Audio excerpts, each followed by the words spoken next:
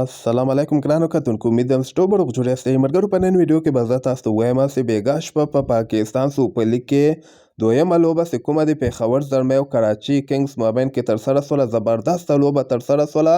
او په دغه لوبه کې بابر اعظم د محمد عامر سافټویر هم اپډیټ کړی ده او بل به زه تاسو ته د استرالیا یو بل شهر هم نه به زه تاسو خبر کوم دوی خو د نورو ملکونو په معاملو کې خبرې کوي او خپله د دوی کارونه تاسو وګورئ بیا دوی د نورو ملکونو کې یعنی شخصي معاملو کې دوی خبرې کوي او داسې هم وایي چې دلته یعنی افغانستان حقوق نه ورکوي موږ افغانستان سره لوبې نه ترسره کوو ویډیو تر اخره پورې وګورئ په هر څه به تاسو پوه شئ نو راځم اول خو به زه تاسو ته وایم چې بېګا شپه په پاکستان سوپر لیګ کې د پېښور زلمۍ او کراچي کنګز مابین کې یوه ډېره زبردسته لوبه ترسره سوله دغه لوبه کې بابر اعظم 88 مهم رنزونه کړي وو هغه کیډمر په نوم باندې یو بل د انګلینډ بیټسمین د هغه ورته 92 مهم رنزونه کړي وو 200 رنزه ټارګټ اور زلمی ټیم چې کوم ده هغوی کراچۍ ته په دغه لوبه کې ورکړی وو خو بل طرف ته کراچي کنګز هم ډېر ښه بیټنګ ترسره کړ د دوی لپاره عماد وسیم ډېر ښه 80 رنزه کړي ول خو دغه لوبه دوی نه ده ګټلې مطلب یعنی دغه لوبه دوی ډېره ورنږدې کړې وله په یو اوور کې تقریبا 15 رنزه ورته پاتې ول او بیټسمینان هم ښه صحیح بیټسمینان ولاړ ول یعنی عماد وسیم یو طرف ته بل طرف ته دغه بین کټنګ چې کوم دغه ولاړو او هغه خرم شهزاد په نوم باندې د پاکستان یو ځوان لوبغاړی د هغوی پرې نه ښودل چې دغه ټارګټ پوره کړي په دغه لوبه کې پېښور زلمی چې کوم د ډېر زیات چانسونه هم د دوی میسول یعنې ډېر کیچونه هم دوی ډراپ کړل 9 بالونه تقریبا 15 بالونه په دغه کې وسول هغې نه باوجود هم پېښور زلمی ټیم دغه لوبه ګټلې ده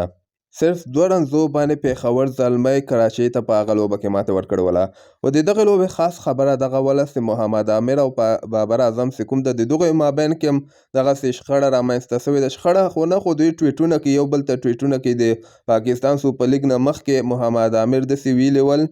چې بابر اعظم ته او یو بالر ته چې زه بالنګ کوم دواړه ته ماته یو رقم دي یعنی بابر ته هم چې بالنګ کوم یو قسمه یو کوم بالر ته یعنی ټیلنډر ورته وایي بالرانو ته دواړو ته یو قسمه یعنی ما باندې هېڅ کوم قسم اثر نه غورځېږي چې زه بابر اعظم ته بالنګ کوم او تاسو وکته په تېره لوبه کې دغه محمد عامر چې کوم په 4 اوورو کې 42 رنزه ورنه اخیستلي ول بابر اعظم هم ورنه ورباندې ښه بیټنګ ترسره کړه او بل طرف ته دغه عماد وسیم هم بیا په 3 اوورو کې 43 رنزه ورکړي ول نو اصل کې دا خو د دوی خپله معامله ده که نه خو دا هم د اصل کې دا د پاکستان میراثیان دي د عماد وسیم چې کوم ده او محمد عامر څومره وخت څو کاله پاکستان ته ولې لوبه ترسره کړه دوی اوس هم په تمه دي چې موږ به بیا پاکستان ته لوبه ترسره کړو نو د ما په نظر باندې دا اصل کې د پاکستان میراثیان دي څنګه چې د افغانستان ټیم کې میراثیان دي همدغسې د پاکستان ټیم کې هم دغه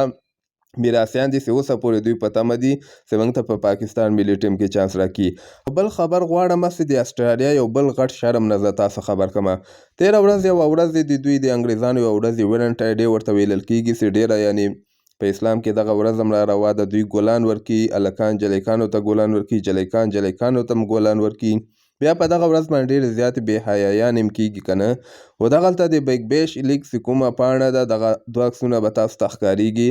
دغه یې نشر کړي ول دی پرون نشر کړي ول یعنې تاسو وګورئ استرالیا چې دلته تاسو ته عکسونو کې ښکاري چې دوی څنګه کارونه کوي هلک او هلک سره مطلب دغه د دوی زمپا یو بالر ده دا د استرالیا لوبغاړي دي دواړه دا یو زمپا نومیږي لیګ بریک بوره دا بل سټوینس نومیږي دا راونډر د دوی نو تاسو خپله پوهیږئ چې د دوی کارو ته ګوره او دوی بیا افغانستان کې خبرې کوي چې افغانستان حقوق نه ورکوي افغانستان ښځو ته حقوق نه ورکوي د دوی خپله څنګه خلک دي تاسو دغه نه اندازه ولګوئ نو دغسې خلک اوس په افغانستان کې خبرې کوي تاسو خپل نظر لاندې ما سره په کمنټ کې شریکولی سئ او که ویډیو هم خوښه سوي حتما یې در سره لایک کړئ نورو ملګرو سره هم شریکولی سئ نور ښه وخت ولرئ الله په امان